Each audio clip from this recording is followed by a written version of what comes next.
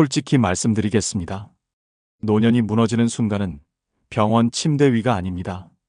대부분은 아직 걸어 다닐 수 있을 때 이미 시작됩니다.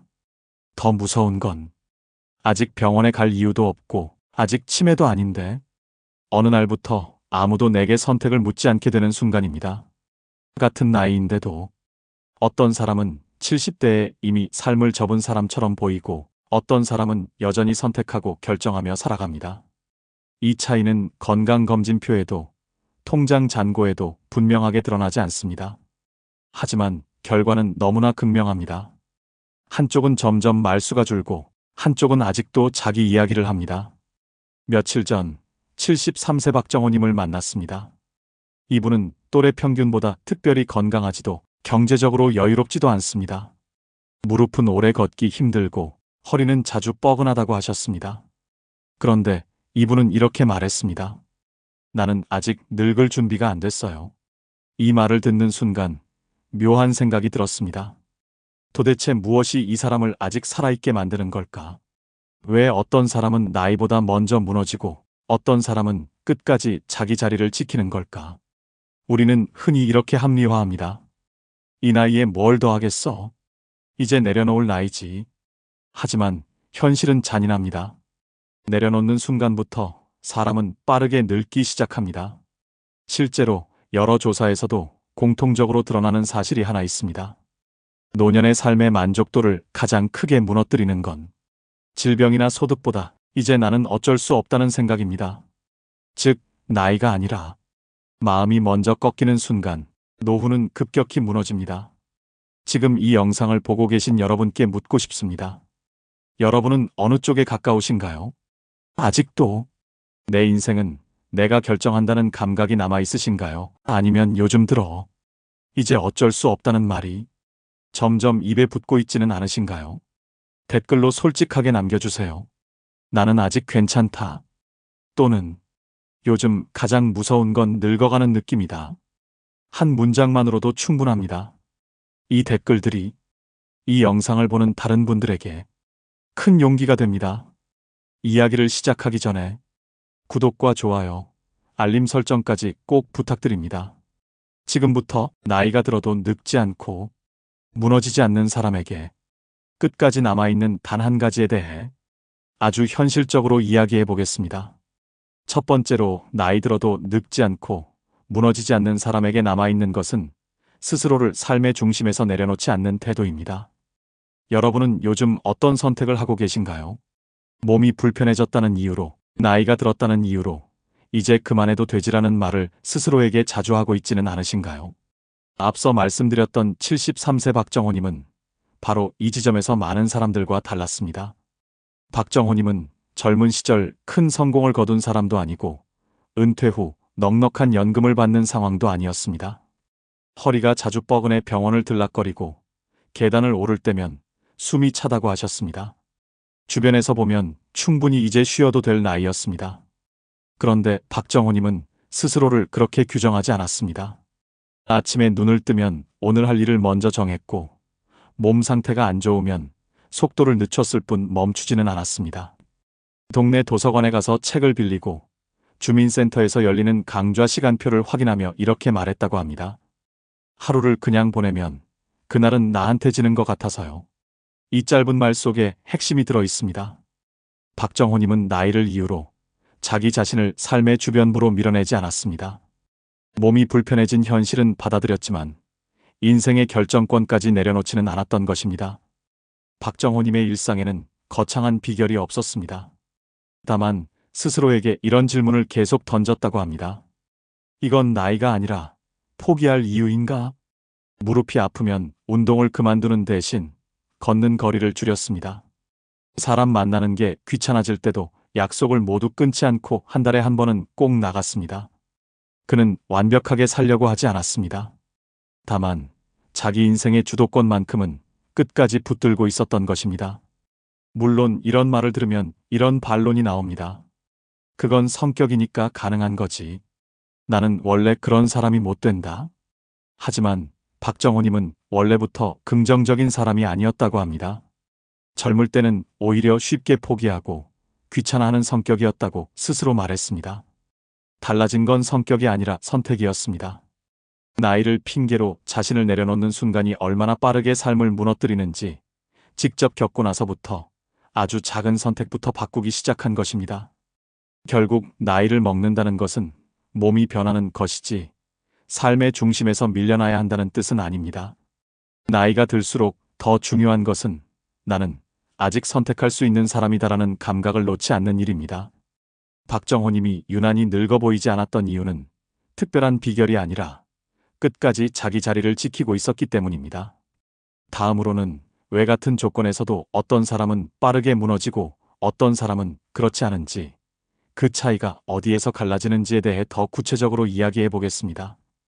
두 번째로, 나이 들어도 늙지 않는 사람과 급격히 무너지는 사람의 차이는 같은 하루를 어떻게 받아들이느냐에서 분명하게 갈립니다. 여러분도 주변을 떠올려 보시면 알 겁니다. 같은 나이 비슷한 형편인데도 어떤 사람은 유난히 빨리 늙어 보이고 어떤 사람은 아직도 삶에 참여하고 있는 느낌을 줍니다. 이 차이는 어느 날 갑자기 생기는 것이 아닙니다. 매일 반복되는 아주 작은 선택들이 조용히 쌓여 만들어집니다. 여기 비슷한 조건의 두 사람이 있습니다. 둘 다 74세, 같은 해에 은퇴했고 같은 동네에서 10분 거리 안에 살고 있습니다. 먼저 74세 이만수님 이야기입니다.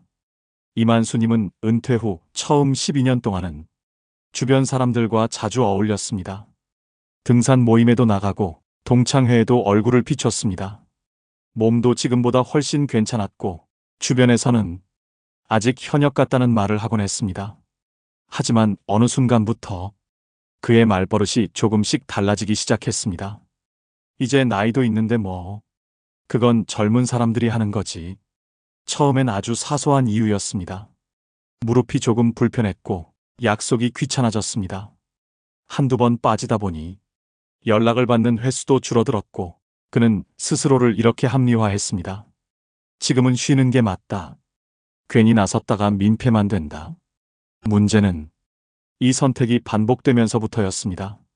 아침에 일어나도 딱히 기대할 일이 없었고 하루를 시작하는 기준이 사라졌습니다.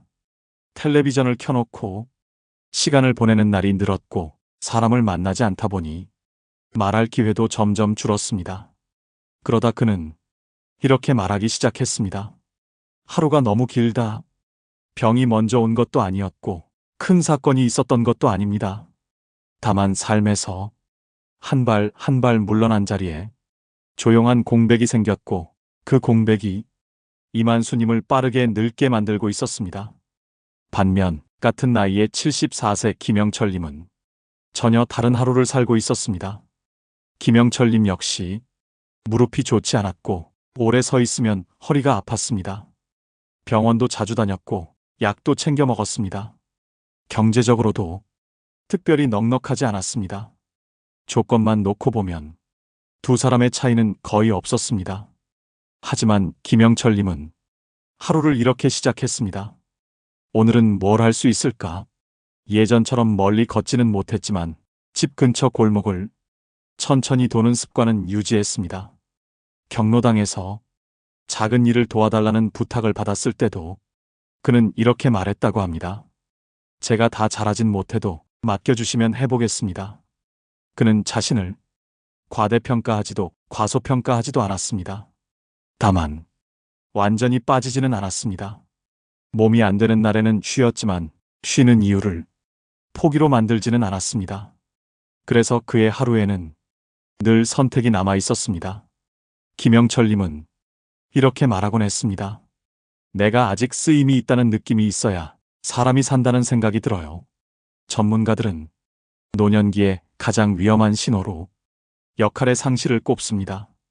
일이 없어진다는 뜻이 아니라 내가 쓸모없는 사람이 되었다고 느끼는 순간부터 사람은 급격히 무너집니다. 반대로 아주 작은 역할이라도 유지하는 사람은 삶의 중심에서 밀려나지 않습니다. 이만수님과 김영철님의 차이는 능력도 운도 아니었습니다. 한 사람은 나이를 이유로 하나씩 내려놓았고 다른 한 사람은 나이를 인정하면서도 완전히 빠지지는 않았습니다. 두 사람의 하루는 비슷했지만 한 사람의 하루에는 다음이 있었고 다른 한 사람의 하루에는 끝이 있었습니다. 이 차이는 시간이 갈수록 더 분명해졌습니다. 이만수님은 이제는 너무 늦었다는 말을 자주 하게 되었고, 김영철님은 아직은 할 수 있다는 말을 자연스럽게 이어갔습니다. 노년은 어느 날 갑자기 무너지는 것이 아닙니다. 같은 하루, 같은 조건 속에서 어떤 사람은 스스로를 삶에서 제외하고 어떤 사람은 끝까지 자기 자리를 남겨둡니다. 이 선택의 반복이 누군가는 빠르게 늙게 만들고 누군가는 나이가 들어도 여전히 살아있는 사람으로 남게 합니다. 다음으로는 이 한 가지를 평생 습관처럼 지켜온 또 다른 인물의 이야기를 통해 왜 이것이 타고나는 것이 아니라 만들어질 수 있는지에 대해 더 깊이 이야기해 보겠습니다. 세 번째로, 나이 들어도 늙지 않고 무너지지 않는 사람들에게는 평생 바뀌지 않은 삶의 기준 한 가지가 있습니다. 이 기준은 거창한 철학이 아닙니다. 오히려 아주 단순하지만 위기의 순간마다 방향을 잡아주는 기준입니다. 여러분은 인생을 돌아보며 이런 기준 하나를 가지고 계신가요? 76세 김성자님은 자신의 삶을 이렇게 설명합니다. 나는 늘 잘 살지는 못했지만 나를 버리면서 살지는 않았어요. 김성자님은 평생을 평범하게 살아왔습니다. 남들보다 앞서지도 않았고 크게 성공한 인생도 아니었습니다. 하지만 중요한 선택의 순간마다 그는 하나의 질문만은 놓치지 않았다고 합니다. 이 선택이 나를 더 작게 만들지는 않는가? 젊은 시절 가족을 위해 일을 쉬어야 했을 때도 이 기준은 같았습니다. 완전히 손을 떼기보다는 가능한 범위 안에서 일을 이어갔습니다. 생활이 바빠지고 몸이 힘들어질수록 그는 자신을 삶에서 지워버리는 선택만큼은 피하려 했습니다. 사람들은 흔히 말합니다. 그땐 어쩔 수 없었잖아. 하지만 김성자님은 어쩔 수 없는 상황 속에서도 스스로를 완전히 밀어내지는 않았습니다. 그는 늘 삶의 한가운데에 자기 이름을 남겨두는 선택을 해왔습니다. 노년에 접어든 지금도 그 기준은 변하지 않았습니다. 몸이 예전 같지 않아 많은 것을 내려놓았지만 자신을 존중하는 방식만큼은 바꾸지 않았습니다. 누군가가 대신 결정해주는 삶이 아니라 작더라도 스스로 선택하는 삶을 고집했습니다. 김성자님은 이렇게 말합니다. 내가 나를 하찮게 여기면 세상도 나를 그렇게 대하더라고요. 이 말은 노년의 삶을 관통하는 중요한 진실입니다. 사람은 세상이 자신을 어떻게 대하느냐보다 스스로를 어떤 기준으로 대하느냐에 따라 늙어갑니다. 전문가들은 이를 자기 존엄의 기준이라고 부릅니다. 노년기에 이 기준이 무너진 사람들은 외부 환경이 조금만 흔들려도 쉽게 삶의 중심을 잃습니다. 반대로 이 기준이 남아있는 사람들은 건강이 나빠져도 상황이 바뀌어도 자신을 전부 잃지 않습니다. 김성자님은 요즘도 새로운 일을 벌이지는 않습니다. 다만 중요한 결정 앞에서는 늘 이 한 가지를 기준으로 삼는다고 합니다.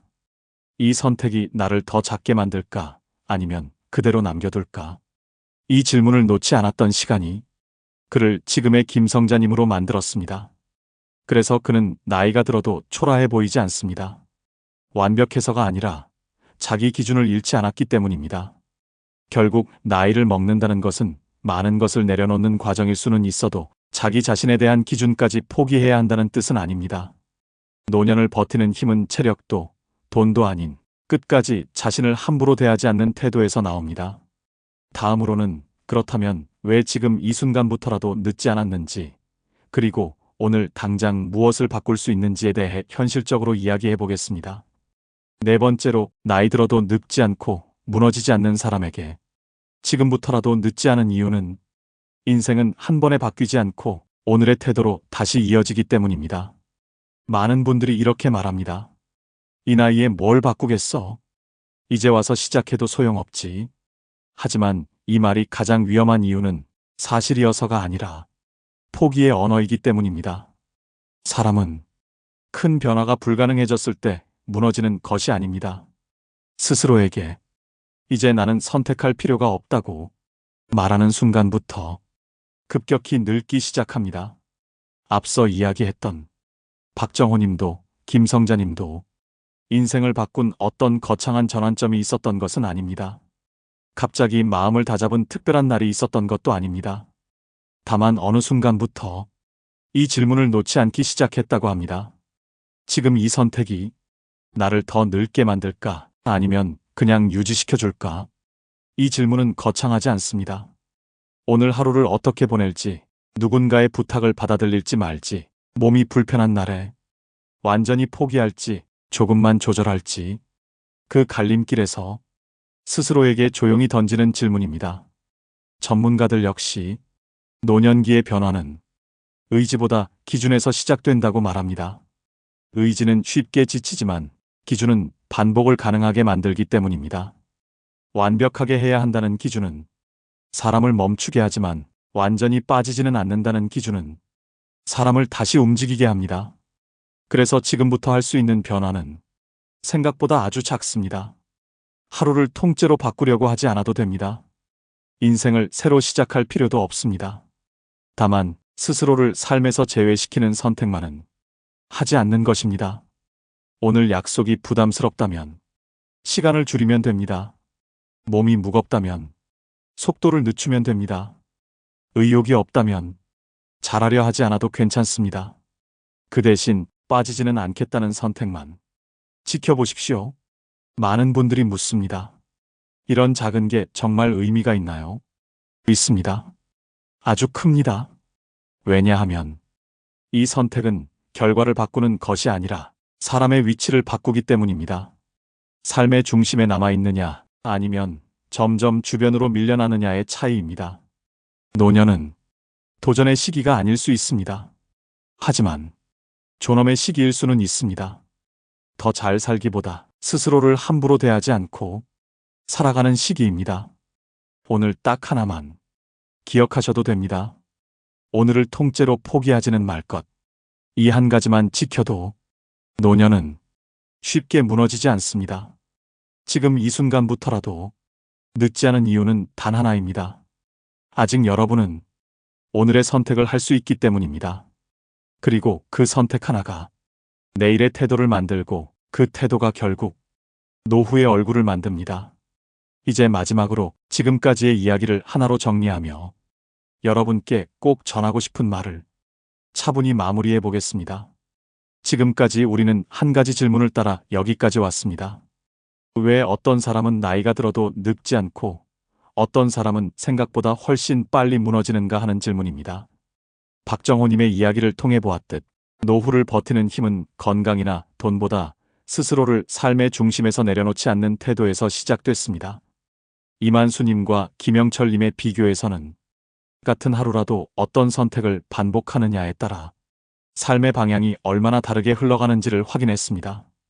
그리고 김성자님의 삶을 통해 끝까지 사람을 지탱하는 것은 거창한 성공이 아니라 자기 자신을 함부로 대하지 않는 기준이라는 것도 알게 되었습니다. 결국 나이를 먹는다는 것은 많은 것을 내려놓는 과정일 수는 있어도 자기 자신까지 포기해야 한다는 뜻은 아닙니다. 늙는 사람과 늙지 않는 사람의 차이는 몸의 상태가 아니라 나는 아직 선택할 수 있는 사람인가라는 질문을 끝까지 붙잡고 있느냐에 달려 있습니다. 지금 이 순간에도 여러분은 선택의 자리에 서 있습니다. 오늘 하루를 그냥 흘려보낼지, 조금 느리더라도 삶의 안쪽에 남아있을지, 잘하려 애쓰지 않아도 괜찮습니다. 다만 스스로를 삶에서 제외시키는 선택만은 하지 마시길 바랍니다. 여러분께 조심스럽게 묻고 싶습니다. 요즘 여러분은 아직도 내 인생을 내가 살고 있다고 느끼고 계신가요? 아니면 나이라는 이유로, 상황이라는 이유로 조금씩 뒤로 물러나고 계신가요? 지금부터라도 늦지 않았습니다. 아주 작은 선택 하나, 오늘을 대하는 태도 하나가 앞으로의 노후를 전혀 다른 얼굴로 바꿀 수 있습니다. 인생의 마지막 시기는 포기하는 시간이 아니라 자기 자신을 존중하며 마무리하는 시간이 되어야 합니다. 여러분의 생각은 어떠신가요? 댓글로 여러분의 마음을 남겨주세요. 여러분의 한 문장이 누군가에게는 큰 용기가 될 수 있습니다. 영상이 도움이 되셨다면 구독과 좋아요, 알림 설정까지 꼭 부탁드립니다. 다음 영상에서는 나이가 들어도 삶의 중심에 남아있는 사람들의 현실적인 지혜로 다시 찾아뵙겠습니다.